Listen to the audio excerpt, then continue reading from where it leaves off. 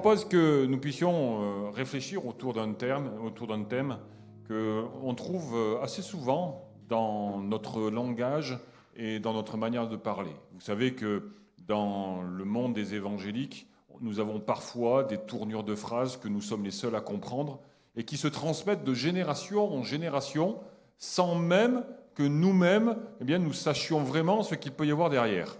Moi, il y avait des choses que mon père pouvait dire, que ma mère pouvait dire, et que j'ai répétées comme étant des évidences, sans pour autant comprendre ce qu'il pouvait y avoir derrière. Et ça revient dans nos prières, ça revient dans notre langage, et pour nous, c'est compréhensible, pour nous, c'est une notion que l'on retrouve relativement dans notre langage, qui est la suivante, c'est chercher Dieu. Chercher Dieu.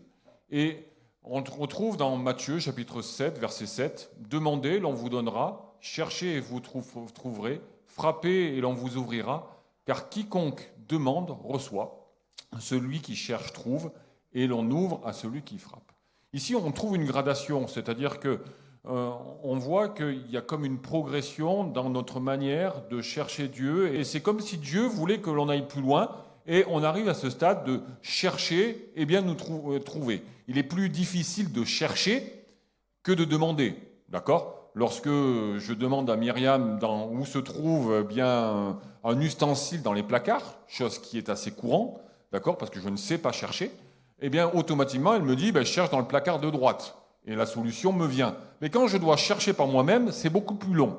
Et ensuite, il y a cette notion de frapper. Frapper, c'est le troisième temps, c'est quand il y a un effort et que l'on se met à dépendre de l'autre. C'est-à-dire que automatiquement, il y a le temps d'attente, il faut que l'autre soit disponible, etc. Et finalement, on s'aperçoit que notre vie chrétienne, c'est un petit peu ça. Plus on avance dans notre vie chrétienne, et plus on a besoin de dépendre de Jésus, et plus il faut quelque part être patient. Au début, lorsque l'on se convertit, Dieu nous donne tout de suite. Et au fur et à mesure, c'est à nous d'aller chercher Dieu. Là, avant de rentrer dans le vif du sujet, juste quelques points, d'accord ? Chercher Dieu, premièrement, ça signifie que on désire connaître la personne de Dieu. C'est qu'on désire connaître qui est Dieu. Première chose. Deuxième chose, qui est la plus importante à mon sens, c'est savoir ce que Dieu veut nous donner à nous. C'est savoir ce que Dieu veut nous communiquer à nous. Parce qu'il y a une réalité, c'est que Dieu a un plan qui est unique pour chaque homme et pour chaque femme. Dieu a un plan qui est unique pour toi. Et dans la journée d'aujourd'hui, il veut te donner des choses qui te sont particulièrement adressées.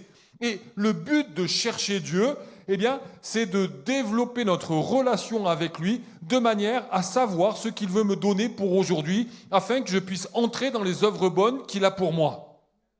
Ok ?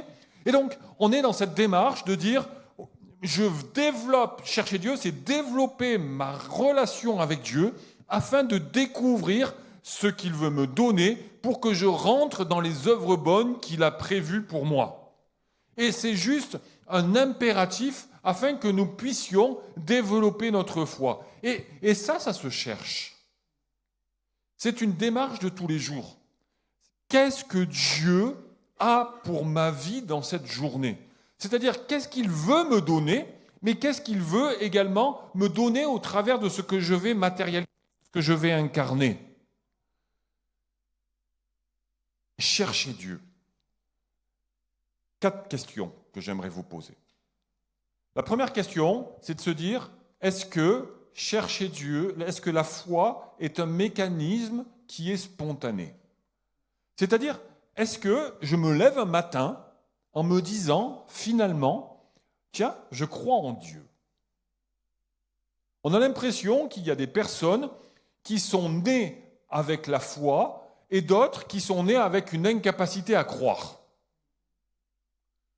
On a l'impression que certains pourraient être quelque part un petit peu élus avec une capacité à se connecter à Dieu, avec une capacité à croire, quand pour d'autres, ça serait plus compliqué, ça serait plus difficile.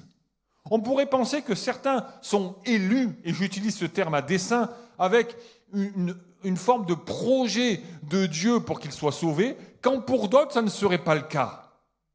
Eh bien, j'aimerais vous dire que la foi, ce n'est pas quelque chose qui est spontané, mais que la foi, c'est un partenariat.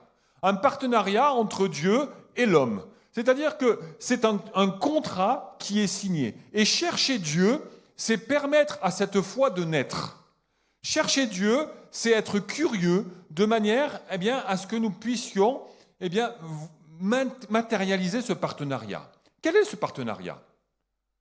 Première chose, l'homme s'intéresse à Dieu et choisit de s'intéresser à Dieu. La foi, c'est un choix. La foi, c'est un choix. La Bible dit que dans le cœur de l'homme, Dieu a placé la pensée de l'éternité. C'est-à-dire que chaque homme qui naît sur la terre a cette capacité, à un moment ou à un autre, de dire « Ok, je vais m'intéresser à la vie éternelle. Je vais m'intéresser à quelque chose qui est spirituel. Je vais m'intéresser à ce qui peut combler ma vie d'une autre manière que ce que je peux la vivre au niveau matériel. Je choisis de trouver un moyen de combler ce vide. Et c'est le philosophe Pascal qui dira que dans le cœur de chaque homme, il y a un vide qui a la forme de Dieu. Bref, je cherche Dieu, je suis curieux. Je me demande ce qu'il peut y avoir, je me demande comment est-ce que la terre a pu être créée, je me demande comment est-ce que j'ai pu être créé, je me demande si la religion de mes pères est vraie ou pas, je m'interroge et je me lance dans une quête. Je cherche Dieu. C'est mon choix, c'est ma décision, c'est ce que je désire. Et la réponse de Dieu, c'est que c'est Dieu qui est l'auteur de la foi. C'est-à-dire qu'à la question « est-ce que Dieu existe ?», Dieu répondra en mettant la foi dans notre cœur. On est OK là-dessus? Ça, c'est vrai pour le début de notre vie chrétienne. Mais c'est vrai pour toute la suite de notre vie chrétienne. C'est-à-dire que chercher ce que Dieu veut me donner, c'est être curieux sur qui est Dieu, c'est être capable d'être curieux sur ce que Dieu est capable de développer en moi. Ce qui signifie que plus je serai curieux sur la capacité de Dieu à me bénir, plus je désirerai expérimenter des choses avec lui, moins je me satisferai de ce que j'ai et de ce que je possède, et plus Dieu pourra mettre la foi dans mon cœur, afin qu'à mon tour, je puisse la démontrer et l'expérimenter. Donc, chercher Dieu, finalement, c'est un cycle vertueux qui a 3 phases. D'accord ? C'est quelque chose qui n'est absolument pas spontané. La première phase, je cherche. La deuxième phase, Dieu met dans mon cœur l'assurance qu'il va manifester ce qu'il a promis et ce que je désire dans ma vie, dans mon quotidien. Et troisième chose, je l'expérimente, je la démontre de manière à ce que je puisse voir que Dieu agit autour de moi, et agit en moi et agit avec moi. Donc, la foi n'est absolument pas spontanée. Que ce soit au moment de ma conversion, ou que ce soit ensuite, dans ma quête de Dieu, dans ma recherche de Dieu, dans ma recherche de la croissance de Dieu. Et très sincèrement, mes frères et sœurs, s'il y a bien une qualité que nous devons développer, c'est d'être curieux, quoi. C'est d'être curieux. C'est d'être capable de nous poser des questions. C'est d'être capable de nous challenger. C'est d'être capable de nous demander ce que Dieu veut pour nous. Et j'insiste là-dessus, parce que très souvent, on parle de Dieu de manière extrêmement générale. Dieu est capable de guérir. Dieu est capable de consoler. Dieu est capable de faire du bien. On sait tous ce que Dieu est capable de faire. Vrai ou pas ? Maintenant, est-ce que l'on sait ce que Dieu veut faire de nous et avec nous et en nous? Est-ce qu'on a transposé la généralité, le cas d'espèce, à la réalité, c'est-à-dire à ce que Dieu veut faire en moi? Et c'est extrêmement différent. On peut connaître toutes sortes de versets bibliques. On peut connaître toutes sortes de facettes de Dieu. On peut connaître toutes sortes de concepts. Mais tant que ces concepts, on n'en aura pas incarné une partie en nous, alors, eh bien, ça restera lettre morte. Notre foi n'est jamais spontanée. Mais notre foi est le fruit d'un processus qui mélange curiosité, confiance et démonstration. Et ce processus a comme conséquence de me faire grandir, de faire grandir ma relation avec Dieu, de faire grandir ma confiance en Dieu et de faire grandir mon identité d'enfant de Dieu. On est OK avec ça? Deuxième question que l'on peut se poser, c'est pourquoi chercher? Finalement, je suis sauvé, je suis un enfant de Dieu, je viens à l'église tous les dimanches, je lis ma Bible régulièrement, je ne fais pas trop de mal. Pourquoi est-ce que je me casserais la tête à chercher Dieu? C'est vrai, quoi. J'ai tellement d'autres problèmes à régler. Il faut que je règle les problèmes avec mon mari ou avec ma femme. Il faut que je gère ma mère, ma belle-mère, mon beau-père, etc. Surtout la belle-mère, d'ailleurs. Il faut que je gère le patron, le banquier, les comptes en banque. Pourquoi est-ce que je me casserais la tête à chercher Dieu et à me mettre la rate au courbouillon, à passer du temps à parler à Dieu, alors que j'ai tellement de problèmes à régler? Et avouez que je ne suis pas loin de la vérité, quand même. Vrai ou pas? Ok, merci. La première chose, et on a insisté dans la première partie, c'est que chercher permet à Dieu de faire naître la foi. Et je le redis, pas simplement la foi de la conversion, mais la confiance en lui. Ok? Parce que plus j'expérimente, et plus j'ai confiance, et plus j'ai confiance, plus j'expérimente, et etc. La deuxième chose, chercher car Dieu est infini et sa variété également.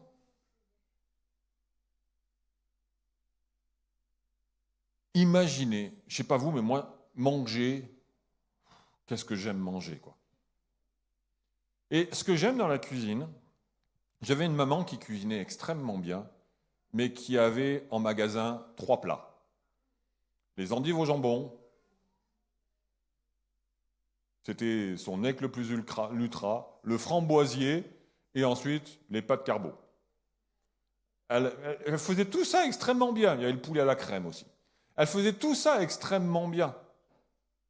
Mais au fur et à mesure que j'ai grandi, j'ai découvert qu'il y avait toutes sortes d'autres plats dans la gastronomie française. Okay. Et puis, j'ai découvert le colombo. Alors ça a été une révélation.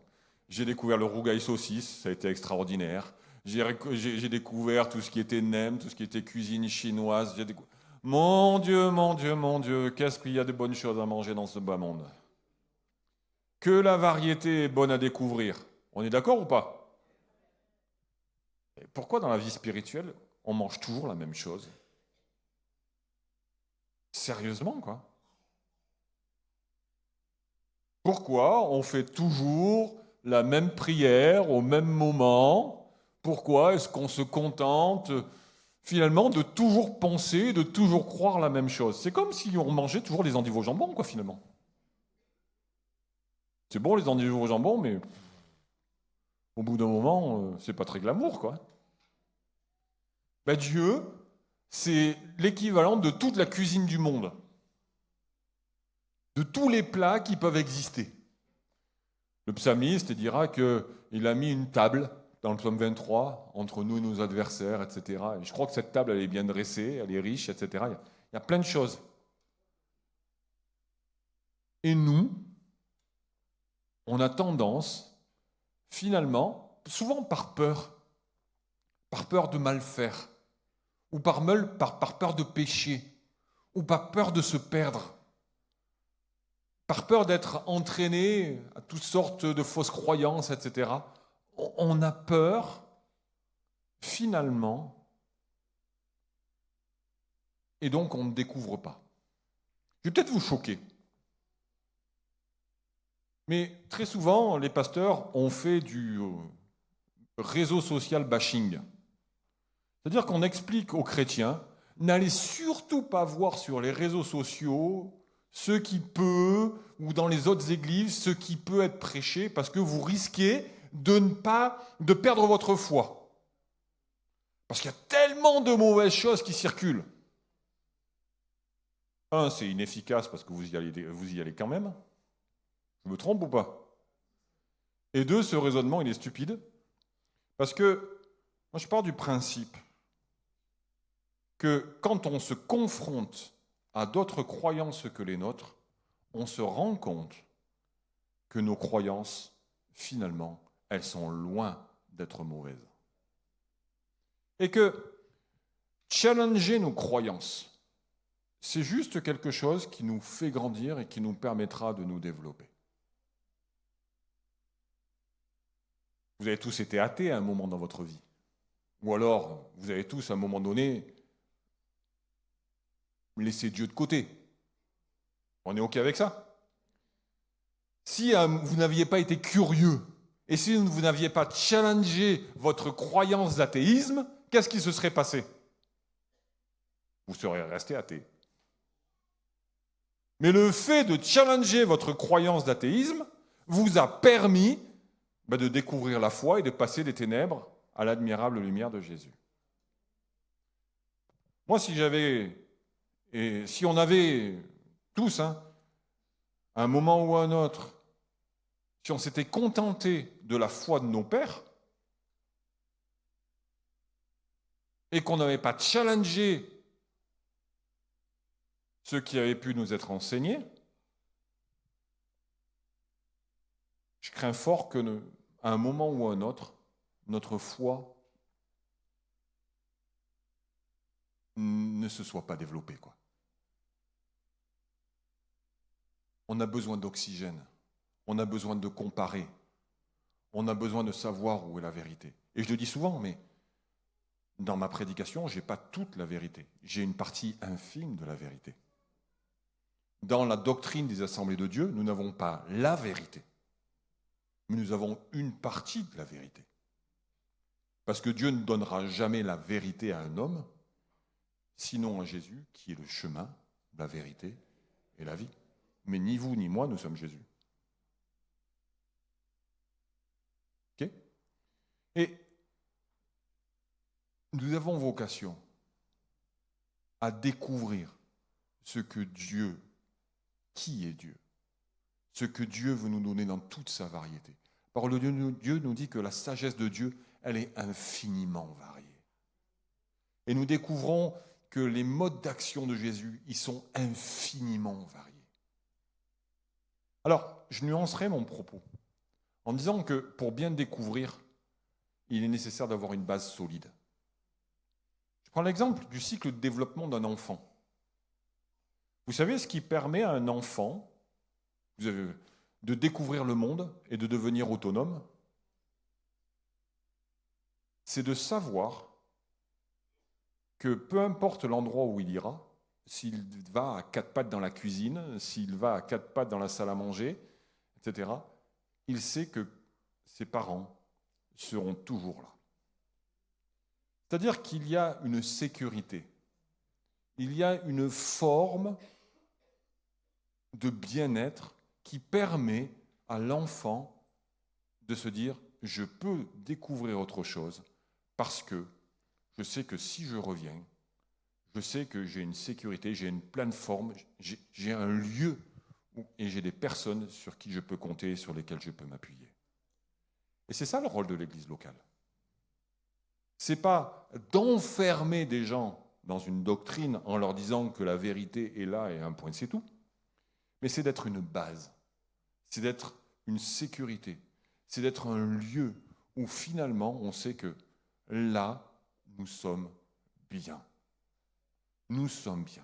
Et on découvre, on va voir, voilà, on découvre, on écoute, on challenge nos croyances, mais finalement, c'est comme ça que notre foi grandit, c'est comme ça qu'elle évolue, et c'est comme ça qu'elle se nourrit. C'est bon, j'ai perdu la moitié de mon auditoire là, ou c'est bon? Vous êtes encore avec moi? Vous me détestez pas trop? Non? Ok, allez, on continue. Troisième chose, cherchez Dieu car je suis libre et que j'ai besoin de comprendre. Et effectivement, euh, chercher Dieu, c'est pas simplement chercher des commandements, mais c'est chercher du sens. Chercher du sens à ce que je vis. Et quand vous lisez les psaumes, vous vous apercevez que David, notamment, il cherchait du sens à ce qu'il pouvait traverser. Avec comme principe de base de dire, mais pourquoi est-ce que moi, qui suis pur, eh bien, je passe par des moments aussi compliqués? Pourquoi est-ce que j'ai autant d'adversaires alors que je te suis fidèle? Pourquoi, alors que tu m'as promis que j'allais être roi, je suis en train d'errer dans les déserts? Asaph, dans le psaume 73, se posera exactement la même question, en disant, mais finalement, j'ai les mêmes purs, je te sers, pourquoi est-ce que les méchants prospèrent et que moi je ne te... pourquoi moi je ne prospère pas? Et je crois que chercher Dieu, c'est chercher des réponses à nos pourquoi et c'est donner du sens. Là encore, ce n'est pas un péché de demander à Dieu pourquoi.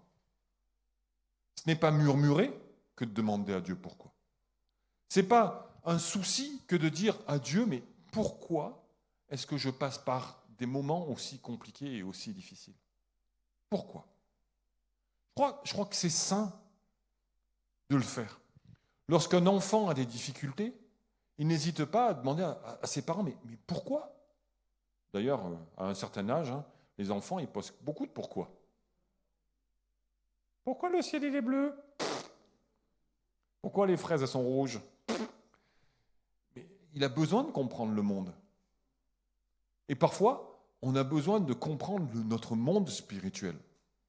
On a besoin de comprendre pourquoi on vit certaines choses. Pas forcément au filtre de l'expérience des autres, mais au filtre de notre propre vécu. Et on a besoin d'entendre les réponses de Dieu.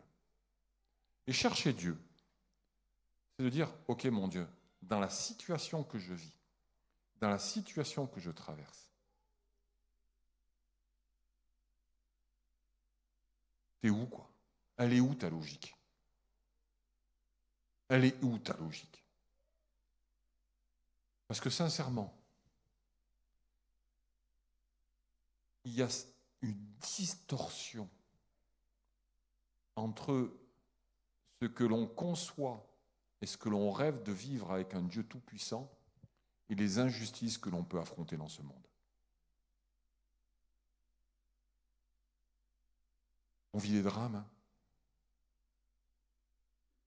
Et tous dans cette salle, à différentes échelles, et on a pu vivre des drames.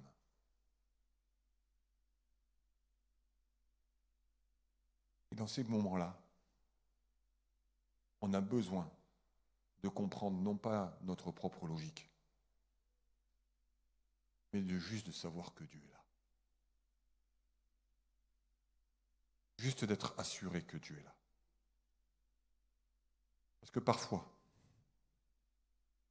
même mettre du sens en disant que toute chose concourt au bien de ceux qui aiment Dieu, ça ne suffit pas, quoi. Mais on a juste besoin de savoir que dans cette souffrance, Dieu est là. Et finalement, la plus belle logique qui soit, c'est ce cheminement intérieur qui fait qu'on ne comprend pas, mais que l'on sait que l'Éternel est notre berger et que nous ne manquerons de rien. C'est que nous savons que dans la vallée de l'ombre de la mort, il est là.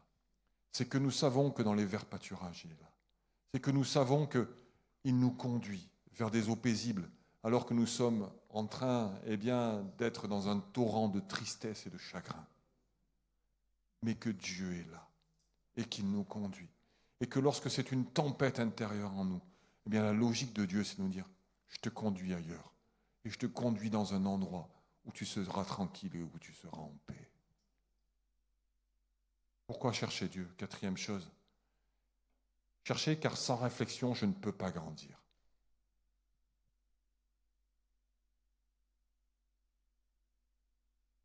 Quelque chose qui est hyper important pour notre génération et pour les jeunes générations. Je dis souvent, mais la génération de mes parents, on leur disait de faire blanc, ils faisaient blanc. D'accord? C'est écrit dans la Bible, on le fait. C'était un petit peu comme ça que ça fonctionnait. Le patron disait de faire bleu, même s'ils n'étaient pas d'accord, ils faisaient bleu.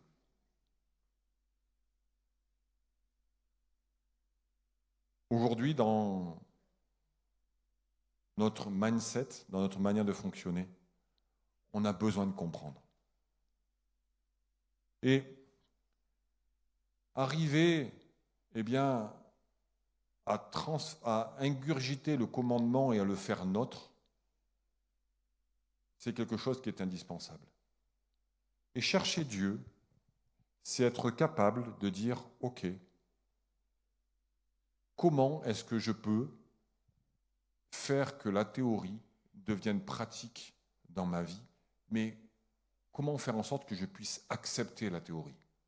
Parce qu'il y a des vérités, je suis désolé, mais qui sont des vérités bibliques qui ne sont pas faciles à accepter.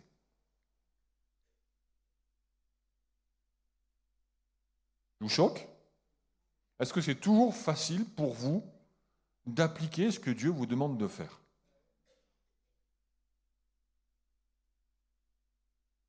Non. Enfin, pour moi, ce n'est pas toujours le cas. Aimer mon prochain, ça dépend du prochain. Et peut-être que le prochain m'aimait.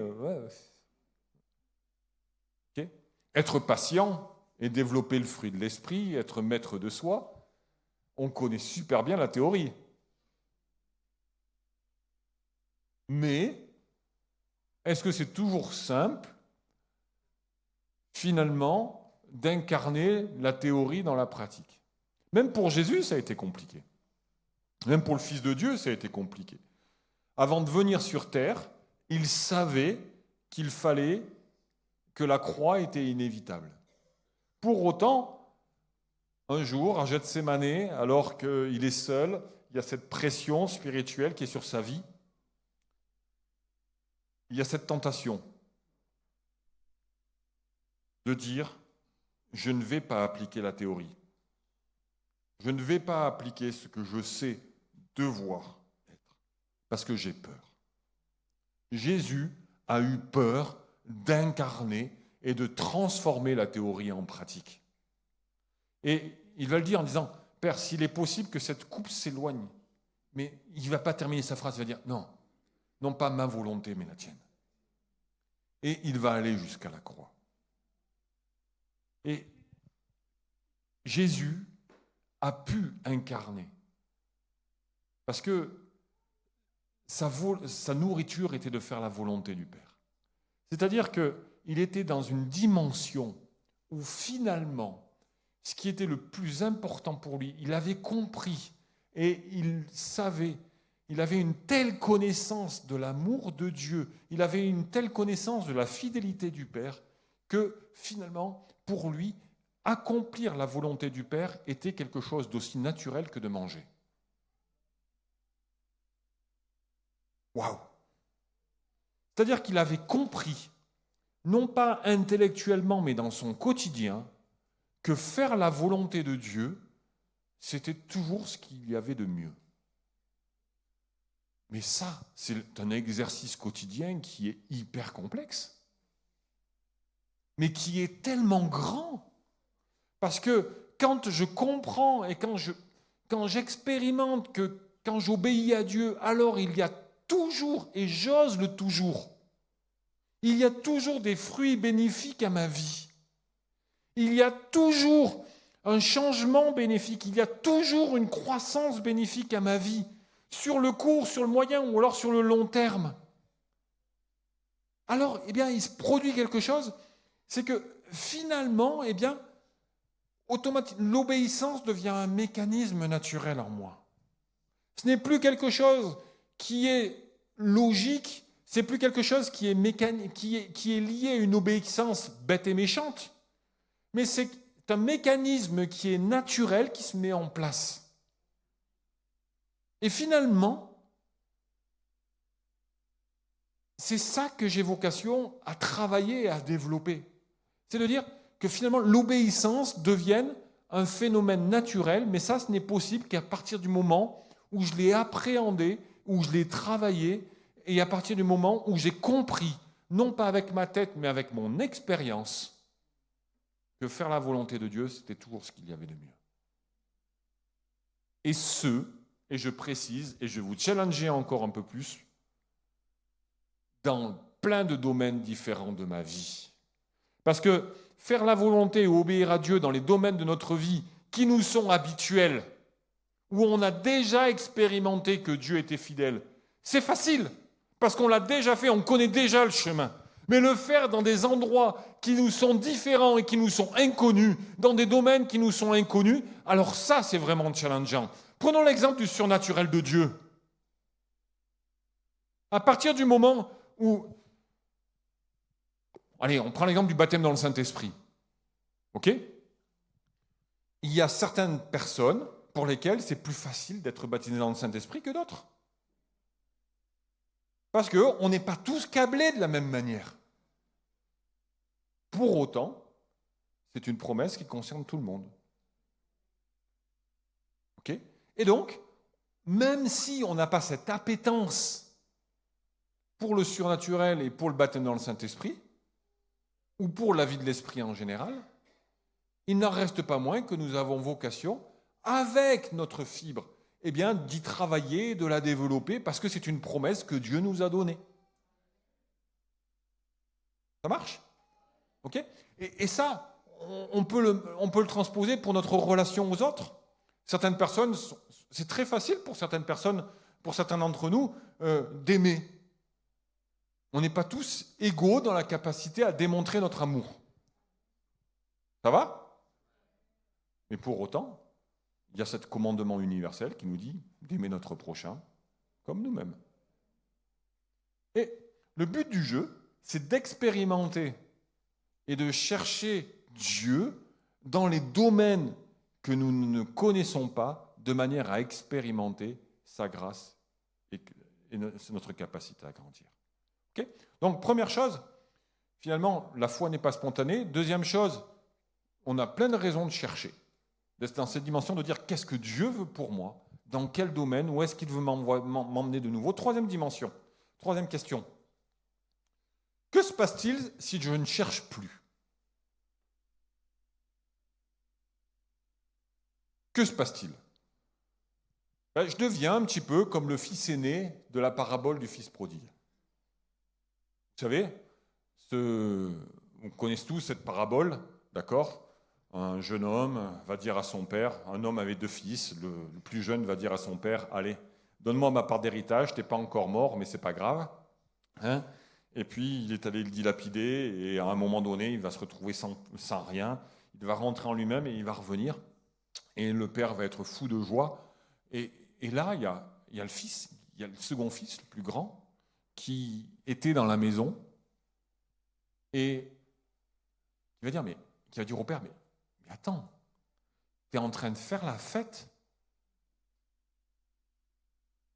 pour quelqu'un qui t'a déshonoré, pour quelqu'un qui a dilapidé ton héritage, alors que moi qui t'ai servi fidèlement, tu n'as jamais rien fait pour moi.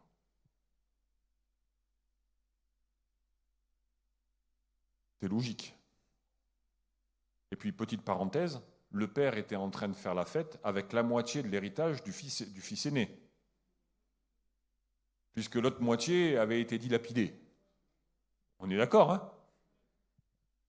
Ok. Et pour autant, la réflexion de ce fils aîné est juste la réflexion de quelqu'un qui est dans la maison du père, mais qui ne connaît plus le Père.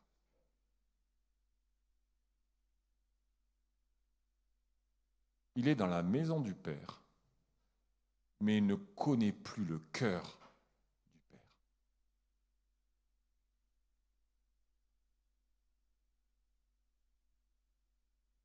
Un petit peu comme l'église de Laodicée, qui faisait plein de choses, mais auxquelles Dieu dira, je me tiens à la porte et je frappe. Je suis à l'extérieur. Tu es mon église. Tu es mon enfant. Mais tu ne connais plus mon cœur.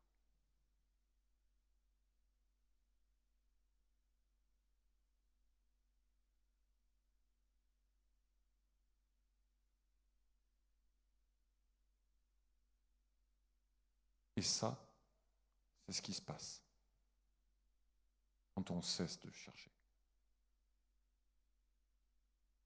On connaît les murs,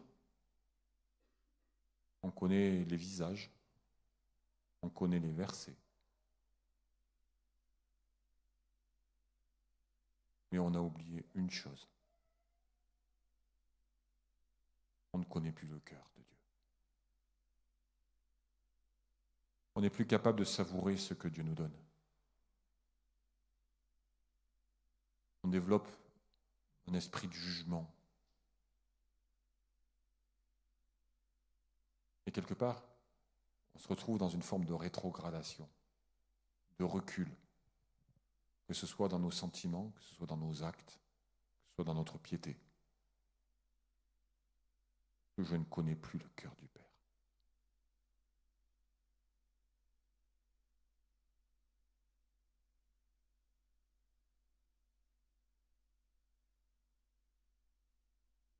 La vie chrétienne a une règle. Soit j'avance, soit je recule. Mais l'intermédiaire n'existe pas. Ou alors pas de manière durable. Soit j'avance et je découvre sur Dieu, sur la foi, sur moi, sur ma relation avec lui. Je construis. Soit je recule. C'est une règle. C'est une règle qui n'est pas négociable. C'est une règle qui est universelle. C'est une règle que l'on ne peut pas ignorer. L'image qui me vient, pour les plus férus d'entre vous, de mythologie grecque, c'est un petit peu Sisyphe. Cet homme qui avait été condamné par Zeus, si mes souvenirs sont bons, à monter un rocher tout en haut d'une montagne. Et puis, une fois qu'il y était arrivé, le rocher redescendait. J'aimerais vous dire une chose, c'est que l'image de la vie chrétienne, finalement, c'est un peu ça, c'est qu'on est dans une côte. Et soit je monte, soit je redescends. Ce n'est pas forcément une position agréable, ce n'est pas forcément une position facile. Mais pour autant, c'est une règle. Pourquoi cette règle? Donald nous a très bien expliqué, c'était la semaine dernière que tu as prêché, Donald, la notion des fruits de l'esprit, du fruit de l'esprit. Okay. En nous, il y a un combat. Le fruit de la chair et le fruit de l'esprit. Et à partir du moment où je cesse de développer le fruit de l'esprit, qu'est-ce qui se passe? C'est le fruit de la chair qui prend le dessus. C'est aussi simple que ça. Il y a cette petite anecdote qui image très bien cette histoire-là. Un jour, c'est un vieil Indien qui vient de se convertir et qui demande à un missionnaire, mais pasteur, je ne comprends pas, en moi, c'est comme s'il y avait deux chiens qui se battaient. Et le pasteur, de réfléchir, parce que ça nous arrive de temps en temps, et de lui faire la réponse suivante, de lui dire, mais et c'est lequel qui va gagner? Et la réponse du vieil Indien, plein de sagesse, c'est de dire, c'est celui que je nourrirai le mieux.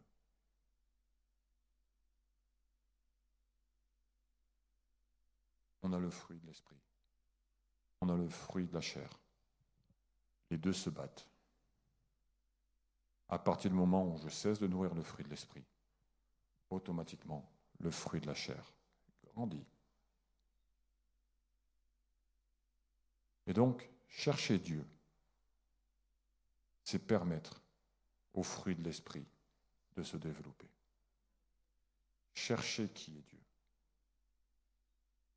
Vous savez,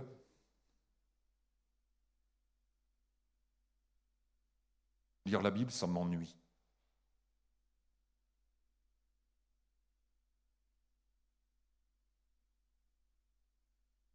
C'est vrai, quoi. Lire la Bible, c'est ennuyeux. Prier, ça m'ennuie. Oui. Si. Je vous assure que si. Parce que lire la Bible juste pour la lire, c'est pas drôle. Autant lire un bon roman. Par contre, la lire pour chercher, en cherchant ce que Dieu veut me dire, ça m'éclate. Être en connexion avec Dieu pour lui chercher quel changement il veut produire dans mon cœur et dans mon âme, ça a du sens. Ça me fait du bien. Et là, je ne m'ennuie pas. Mais lire la Bible parce qu'il faut la lire, quelle purge. La Bible est mal écrite.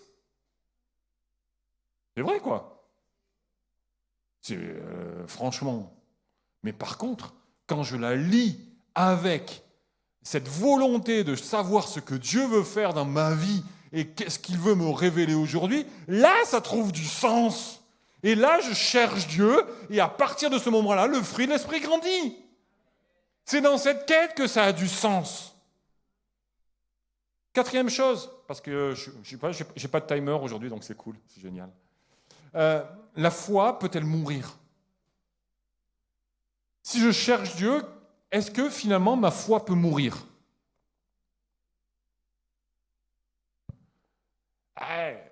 Ça renvoie à une question très théologique, est-ce que nous pouvons perdre notre salut? Ouh là, mon Dieu, j'ai ouvert la boîte de Pandore. Je pense que oui. Mais ça, c'est ma conviction. D'autres théologiens pensent autre chose, et peu importe. Mais une chose est sûre, c'est que Dieu fera tout pour que ça ne soit pas le cas. C'est-à-dire qu'il ira nous chercher, il désire que tous les hommes soient sauvés et parviennent à la connaissance de la vérité.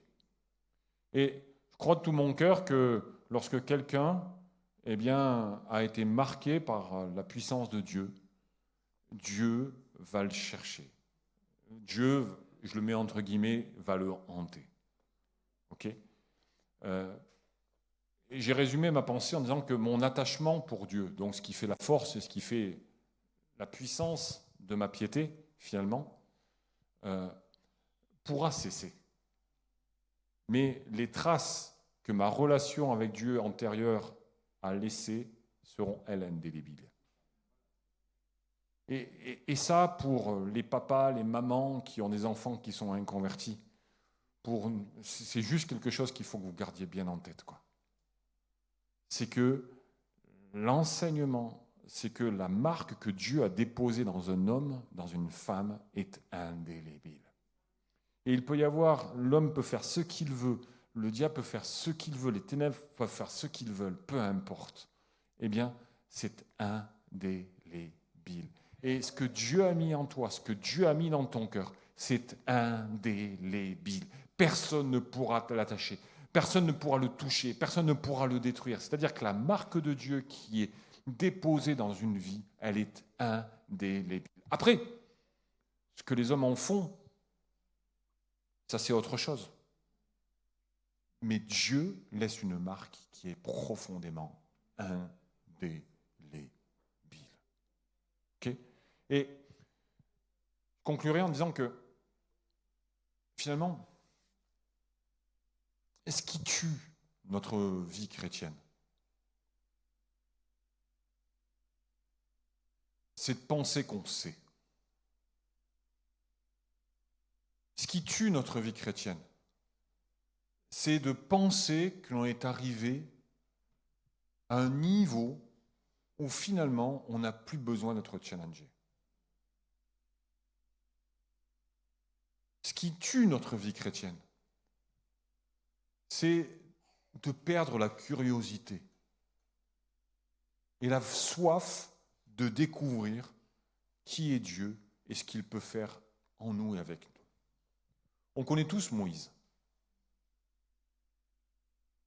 Il avait un grand rêve, il voulait à un moment donné délivrer son peuple, il va s'y prendre mal, puisqu'il va tuer un Égyptien et il va être obligé d'aller errer dans le désert. Dans le désert, pendant 40 ans. Désert de Madian. Dans la tête de Moïse, ça devait être Bagdad.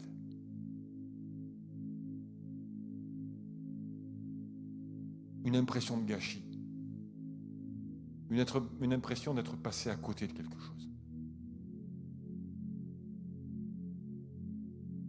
Puis, à un moment donné, à côté de lui, il remarque un buisson. Un buisson en feu. Pour nous, c'est un truc de dingue. Pour lui, c'était son quotidien. Dans le désert de Madian, avec la chaleur, des buissons qui prenaient feu, il y en avait régulièrement. Mais la différence, c'est que Moïse va être curieux. Il va dire, ce buisson, il brûle, mais il ne se consume pas. Et il va s'approcher de ce buisson.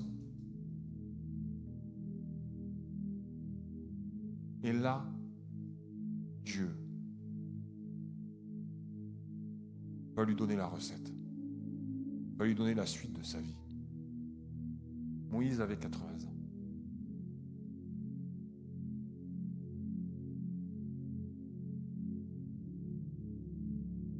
Tout se passe et tout est rendu possible. Parce que Moïse va être interpellé par un buisson qui brûle et qui ne se consume pas. Parce qu'il va tourner la tête. Et qu'il va dire, ok, il y a un truc qui n'est pas normal. Et c'est là que Dieu l'attendait. Chercher Dieu, c'est être capable de tourner la tête de notre quotidien, de tourner la tête de notre colère, de tourner la tête de notre déception, de tourner la tête de nos tristesses, de tourner la tête de nos deuils, de lever les yeux de ce qui nous fixe, de ce que l'on fixe depuis tant de temps, et dire ok, il y a quelque chose que Dieu veut faire. Élie va être interpellé par un petit nuage. Abraham va se lever de la sieste et va être interpellé par la venue de ces 3 hommes. Voyez-vous, on a de grandes formules auxquelles on ne comprend pas forcément grand-chose.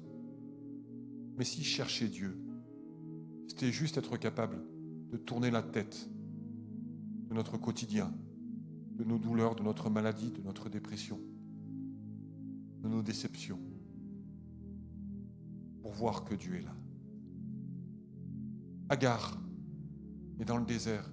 L'outre que lui a donné Abraham est terminé. D'un coup, l'ange qui est là, elle va tourner la tête et elle va voir que Dieu avait préparé une source d'eau derrière elle. Elle a tourné la tête. Et si chercher Dieu, c'était juste être capable de tourner la tête. Et de voir autre chose. Que ce qui nous obsède. Que ce qui nous marque. Que ce qui nous blesse. Si chercher Dieu, c'était aussi simple que ça. Parce que je crois que des sources d'eau, la source d'eau d'Agar, elle est présente dans tout notre quotidien, dans toute notre journée. Je crois que le buisson ardent de Moïse, Dieu en dispose le lundi, le mardi, le mercredi, le jeudi, le vendredi, le samedi et même le dimanche. Je crois que, des faits marquants qui nous montreront, des panneaux indicateurs qui nous montreront qui est Dieu et ce que ce Dieu veut accomplir dans nos vies.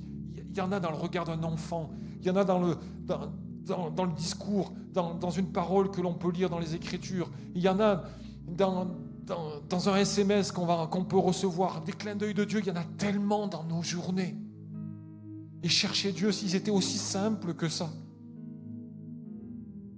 si c'était aussi simple que ça, si ça se résumait avec 2 mots, curiosité et attention, si chercher Dieu, c'était juste ça, quoi. C'était d'ouvrir les yeux. L'apôtre Paul écrira aux Éphésiens qu'il priait pour que Dieu ouvre les yeux de son cœur. Mais mon Dieu, que c'est vrai. Que Dieu puisse juste ouvrir notre cœur et nous faire sortir de toute notre noirceur, nous faire sortir de tout ce voile de tristesse. Et là, nous verrons que Dieu est juste là, quoi. Et nous verrons là où il veut nous emmener. On peut se lever à notre place.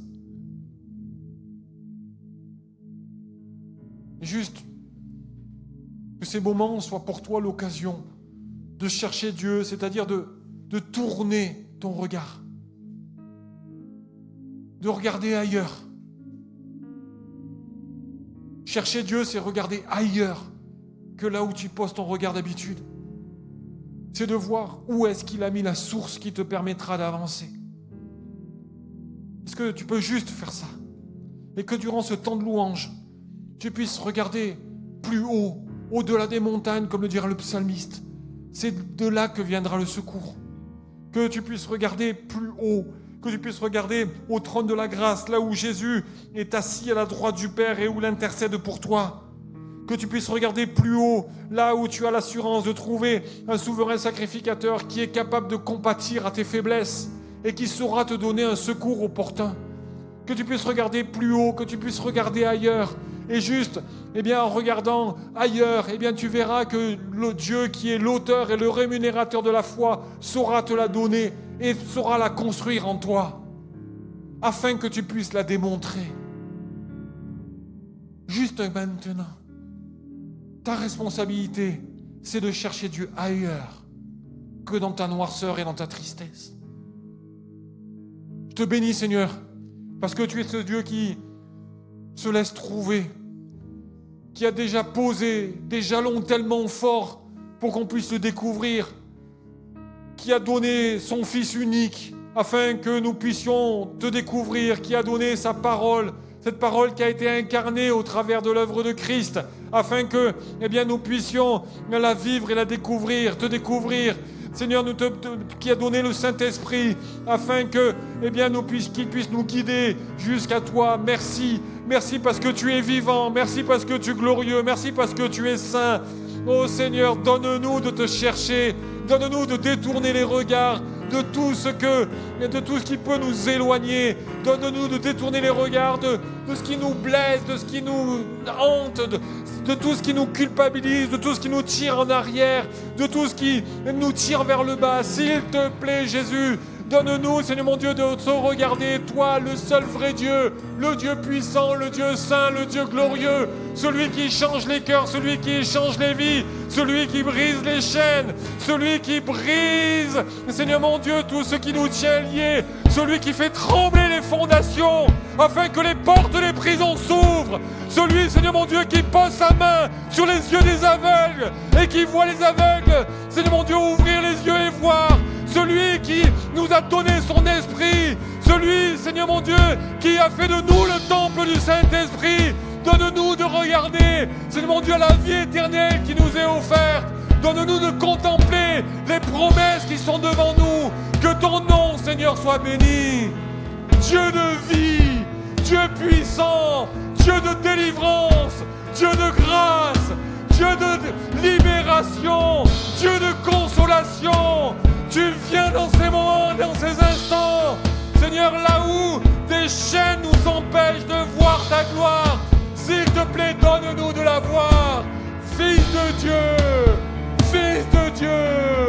que ton nom soit glorifié.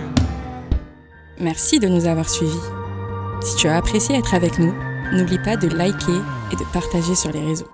Nous proposons chaque dimanche 2 célébrations. Viens nous rejoindre, nous serons heureux de t'accueillir. À la Pépinière, tous les âges sont représentés. Viens booster ta foi au contact de ta génération. Besoin d'un rendez-vous ? Nos pasteurs se tiennent à ta disposition. N'hésite pas à les contacter. Si tu as des questions sur la foi ou sur la Bible, tu peux en discuter avec notre équipe pastorale. Inscris-toi dès maintenant. Tu peux suivre nos prédications, posts et actualités sur les réseaux. N'oublie pas de visiter notre site internet. Tu veux t'intégrer et nous connaître un peu plus ? Télécharge dès maintenant notre application et reste connecté. À bientôt, à la Pépinière.